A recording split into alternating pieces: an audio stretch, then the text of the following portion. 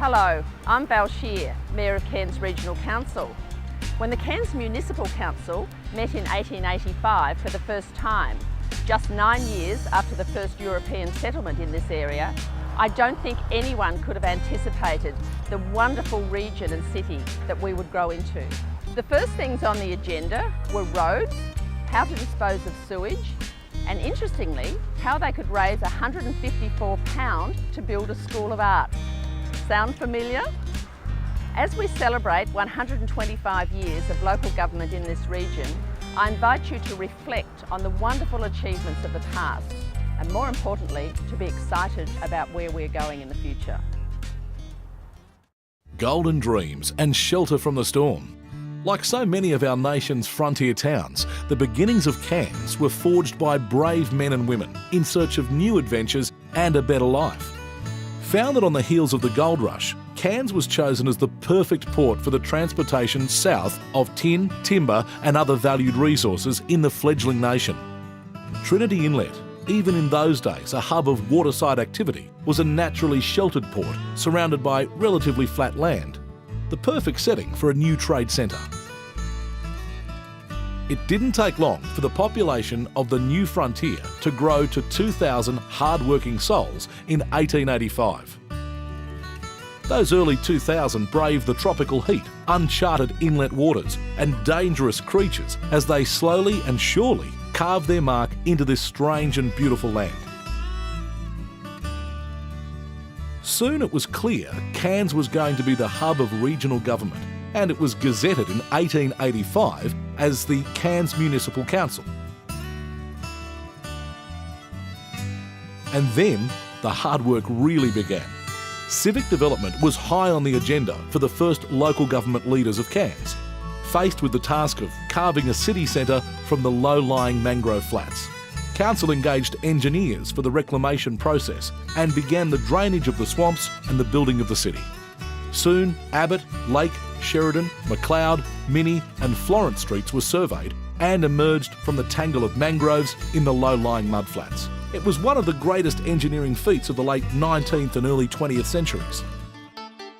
Today, Cairns Regional Council engineers pay tribute to their predecessors and continue to lead the way with innovative design and implementation of flood mitigation throughout the city. While the amazing engineering deeds of the day were of the highest priority, our early councillors also appreciated the need to give this new city a cultural heart. And Cairns' first mayor, R.A. Kingsford, made it his business to raise money for a school of arts that was built in 1907, initiating a cultural legacy for the city.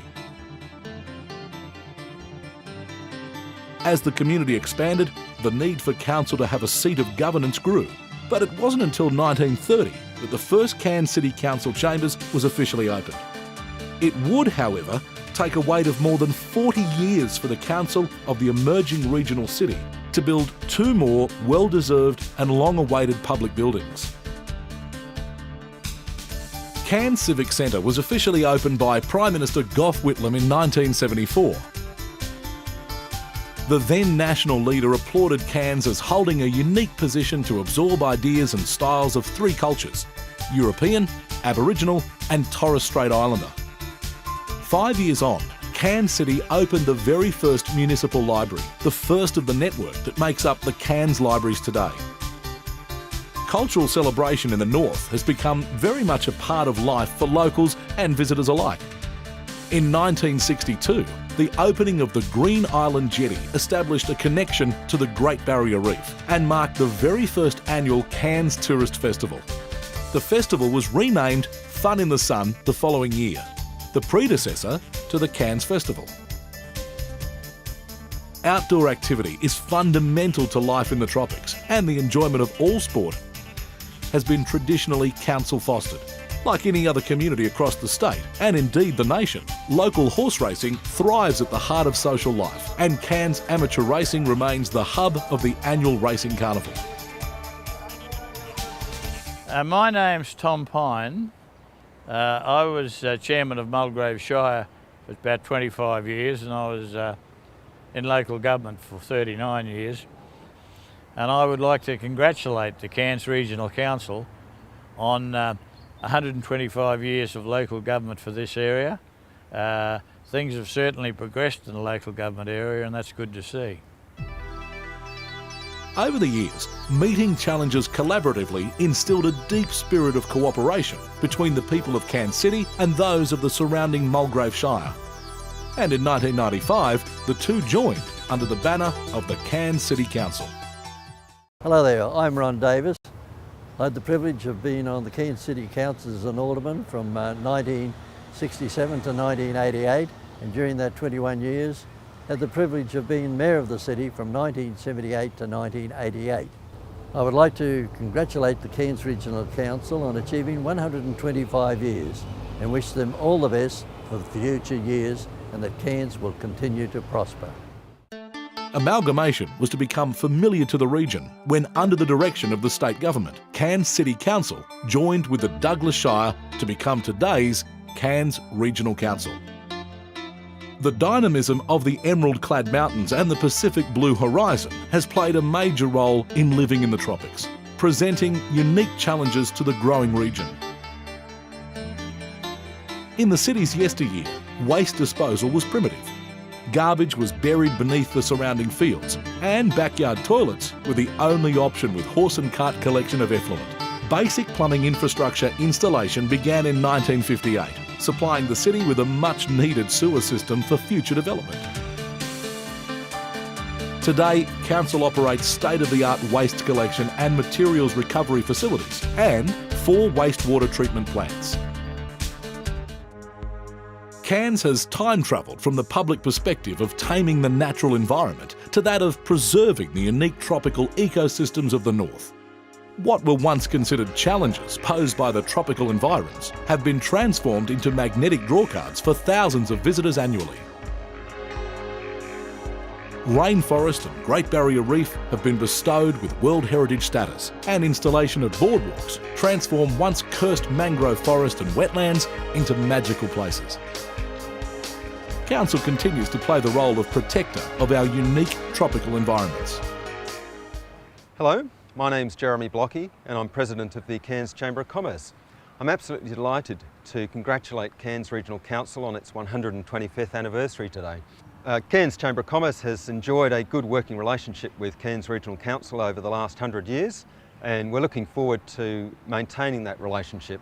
I'd like to congratulate Mayor Val Scheer, her fellow councillors and all the members of the management and staff of Cairns Regional Council for an excellent 125 years, and we look forward to another 125 years of Cairns Regional Council. Thank you.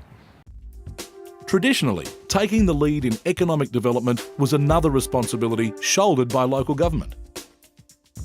From the first dredging of the harbour and the engineering of the city to becoming the first local authority in Australia to build, own and operate its very own Cairns Mulgrave tramway railway system.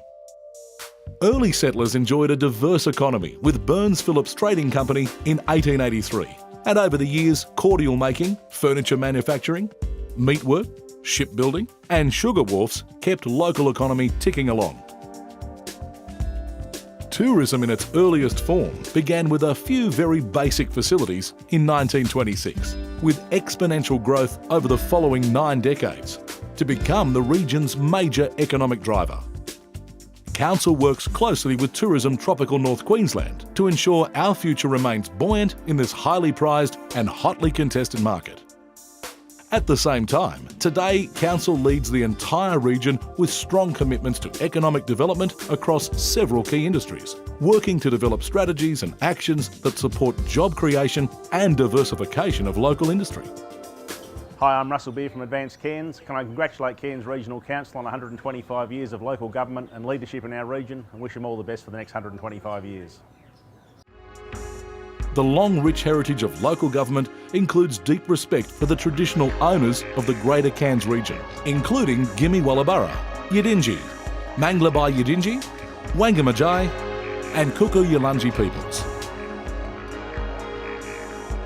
Over the 125 years of governance, the relationship has changed and deepened to embrace the inherent knowledge, wisdom and strength that Indigenous residents bring to the culture of this far northern city. Cairns has evolved from a pioneer village in the swamp to one of the most desirable international tourist destinations worldwide. Today, as we share our home with visitors from all over the world, be sure that in honouring our past, Cairns Regional Council continues in the spirit of the city's forefathers in providing for today and planning for an even brighter tomorrow.